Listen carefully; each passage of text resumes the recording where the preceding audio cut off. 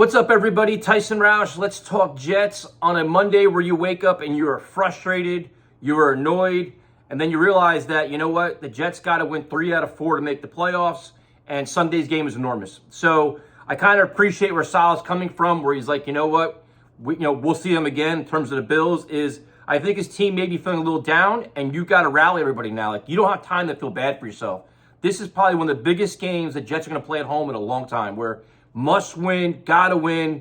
If you want to stay relevant in this playoff hunt, this is it. So I like that Saleh took that approach where it's kind of like, all right, we gotta break out that positive vibes only stuff now.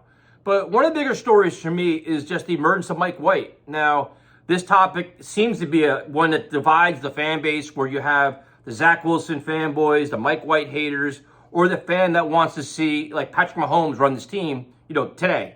So if you look at how this all played out, I think you may recognize where it's going. And, when Mike White took over this team, Zach Wilson was clearly struggling. He was not, he had a good game against the Bills, but overall, it's been a very mediocre second year for him. And the offense wasn't meeting its maximum potential. It just wasn't. It was very stagnant. Nobody was really flourishing. The pass offense was probably one of the worst in football. So Mike White takes it over, and it's like, you want to see a spark. You just want to see anything to give this team a sense of like, all right, we're going for it. We got to move forward. So he comes in against the Bears, plays very well, over 300 yards, 3 touchdowns, 10 different receivers, and the team had a different energy. They rallied around them. They embraced it. The team won. You go into Minnesota, a very good team, a hostile environment.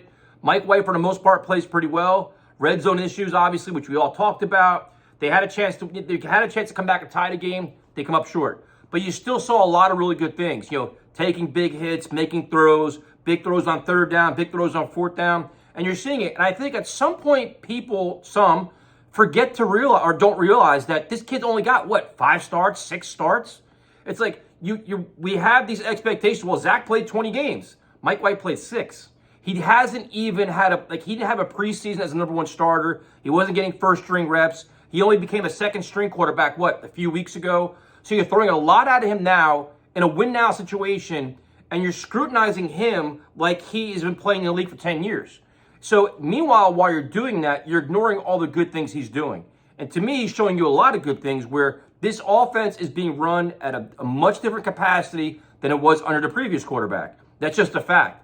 There's a different energy, a different speed, a different tempo, different play calling. Now, the play calling, to me, at times doesn't make sense, but I like a lot of things that Mike White's bringing to the table. Not to mention his toughness and durability. And it's funny to hear people say, you know what, he gets hurt too much.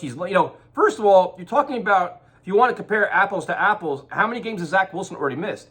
Mike White's taking a beating out there. He's popping back up. He's staying in the game.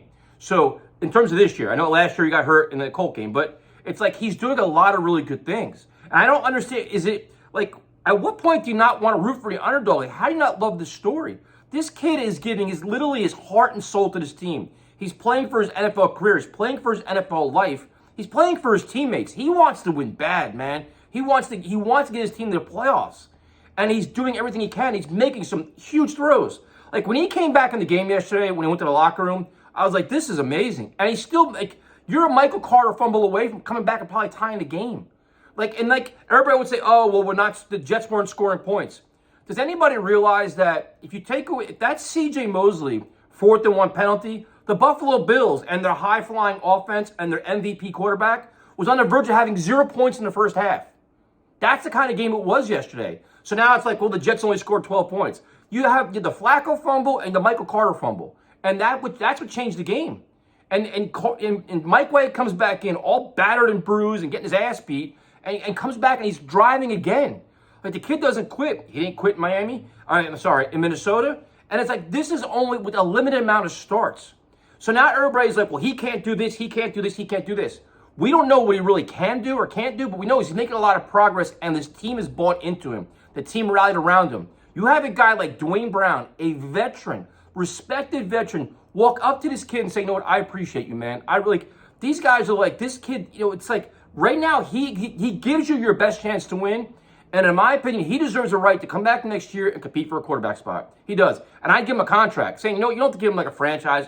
He should get 2 years guaranteed money to bring him back. He deserves a shot to compete for the starting quarterback position next year. Now, he may get a better offer somewhere else, but he's earned that.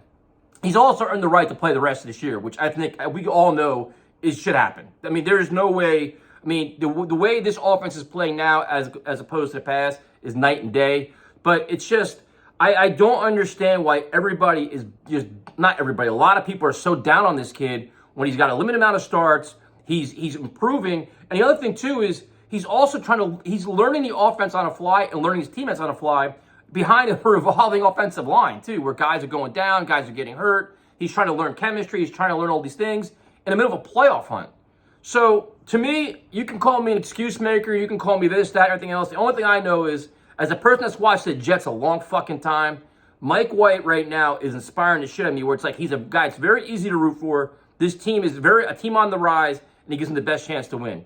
And I'll go down with his ship the rest of the year. Like, if they don't make the playoffs, and it's because he comes up a little bit short, I'm fine with that. Because he's doing everything right. Like, it's just, he's maximizing Garrett Wilson, Elijah Moore. It's just it. So, I probably rambled towards the end there, but it's Monday morning, I'm tired. But we'll see what happens. I'm really encouraged, though, man. Like, I can't wait till the Detroit game. I think the Jets are a very good team that have suffered some bad breaks, but now you have no more wiggle room. And I hope that Mike White is obviously healthy. His ribs took it. He may have to wear a flak jacket or something like that, but hopefully he's healthy. Next Sunday, for people that are asking, I would make Zach Wilson the backup quarterback because Flacco was just worthless yesterday. I thought he didn't even want to be out there. He can give two shits if this team makes the playoffs or not. But we'll see what happens, and I'll talk to you later.